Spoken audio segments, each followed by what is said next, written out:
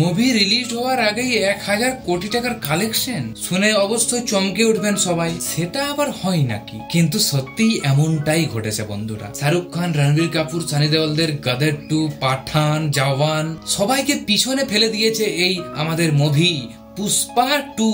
হ্যাঁ বন্ধুরা, পুষ্পা 2 এর কথা বলা হচ্ছে। আল্লু অর্জুনের জন্মদিনে সবেমাত্র এই মুভিটার টিজারটা রিলিজ করা হয়েছে, আর সেটা আসতে না আসতেই চারিদিকে হৈ হৈ ব্যাপার, রই রই কাণ্ড ছড়িয়ে গিয়েছে। ইতিমধ্যে 100 কোটি টাকার নেটফ্লিক্সে মুভিটার সত্ত্ব বিক্রি করা হয়েছে। তবুও এটা পর্যন্ত ঠিক ছিল, কিন্তু 1000 কোটি টাকা 1000 কোটি টাকা রিলিজ পাওয়ার আগেই কি করে কালেকশন হবে, সেটা নিয়েই কিন্তু অনেকেই দ্বন্দ্বে রয়েছে।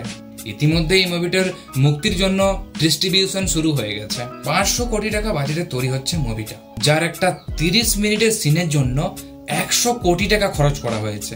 জানা গিয়েছে অন্ধ্র এবং তেলেঙ্গানায় 200 কোটি টাকা প্রি রিলিজ ব্যবসা করে ফেলেছে মুভির প্রডিউসাররা।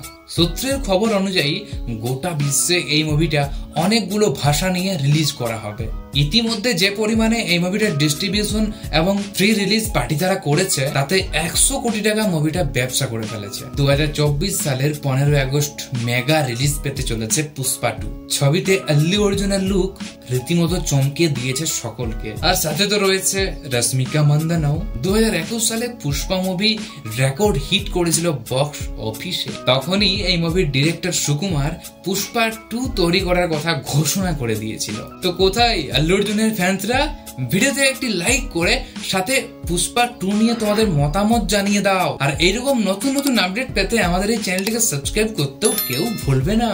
তো চলো, ততক্ষণ সবাই ভালো থাকো, সুস্থ থাকো, বাই বাই, টেক কেয়ার।